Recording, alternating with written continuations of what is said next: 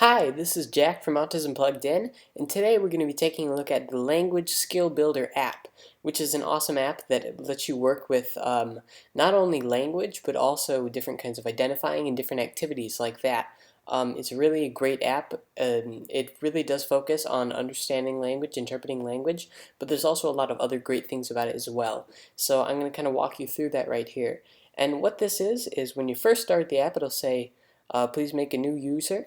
And I did that here. I just typed in my name, and then with this you're going to be able to store all your data, track yourself, and things like that.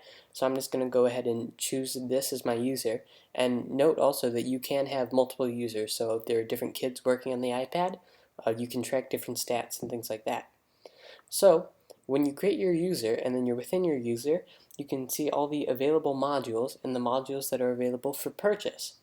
So when you want to work on certain things, you can click on certain modules and then you will participate in different activities. So let's say I clicked on yes or no. Then I'm going to hit start test. And in some tests, there are different levels of difficulty also you can choose from, and I'll show you that. Is this the egg? So it's asking me language. I have to understand what it's asking. Is this the egg? Also identification. Is this image an egg? I'm going to say no. This looks like some kind of other vegetable, maybe an onion. You're a star. Is this the sheep? And then it's going to give me some kind of positive feedback for that. Is this the sheep? I read sheep. I understand. I make the connection between the word sheep and this image. I'm going to hit yes. Great job. Is this the paint? And it goes on like this. If you want to go back and try out a different module, then you can hit this back button here at the top left. Also, you'll see that it tracks the question number in the certain test that you're taking. So I'll just go ahead and finish this test here. Is this the paint? Yes. Amazing. Is this the swing? Wow. Is this the checkers? That's wonderful. Is this the sandbox?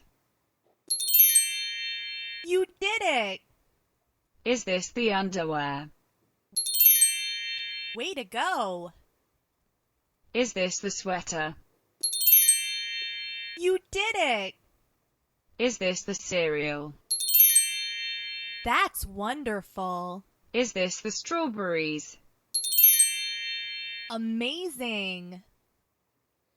And then see, it's going to show you when you complete the test, the date, the percent correct answers, and then you can either look at what you missed and review that, or you can email the report if a teacher is using this app and they want to let parents know about what's going on. But also, these are all tracked in the statistics section, which I will show you, and that's for each user. It'll keep track of that.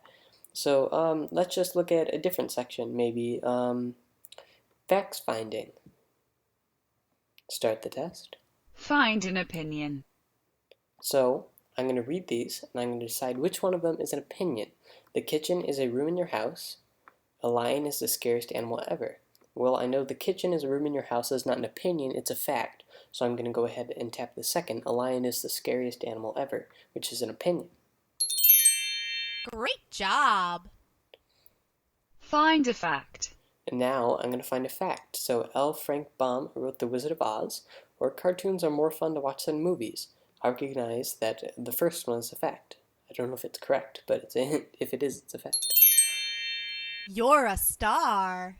Find a fact. And you'll see that you can do this, and again, it's keeping track at the top of what question you're on, and it's keeping track of your answers, correct, incorrect.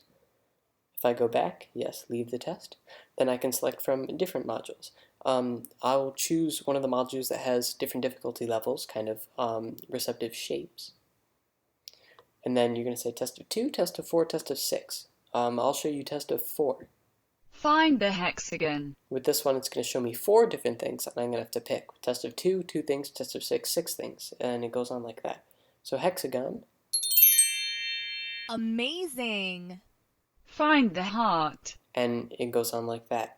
So you can really see that in this app, it's called Language Skill Builder, but it's really a lot more than that.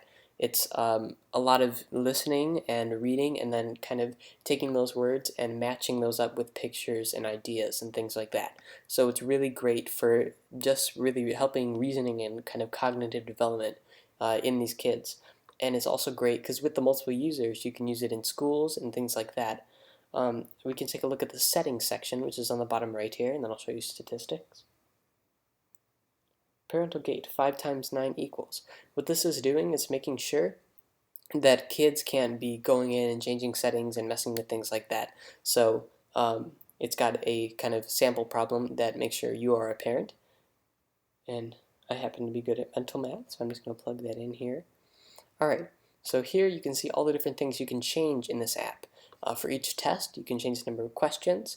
There's some sound options if you don't want to be hearing everything. You want to help kids focus more on what they're reading and not what they're listening to. Some options regarding in regards to the modules that you can purchase. All the modules that you saw come with the app, with the purchase of the app, and then the other ones are kind of in-app purchases.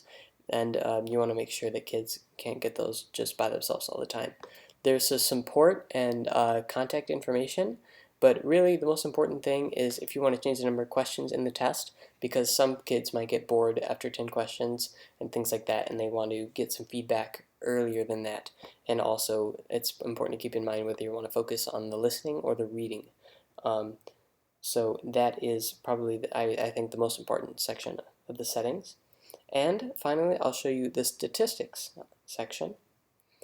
Alright, this is going to keep track of all of the things for the current user that you are in. I'm in the user Jack, which I created, so I can look at all these things. Quizzes taken, incorrect answers, accuracy histogram, or accuracy graph.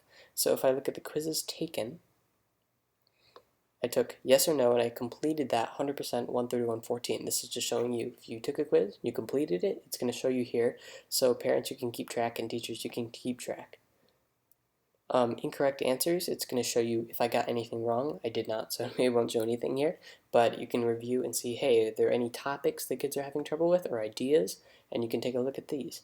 The histogram is going to, of course, I'm an expert at this app, so 100% always. But you can look at different time frames up here at the top, and then it will show you what percentages kids are getting right when they're working with this app, which is very helpful as well. See if people are improving. And the accuracy graph.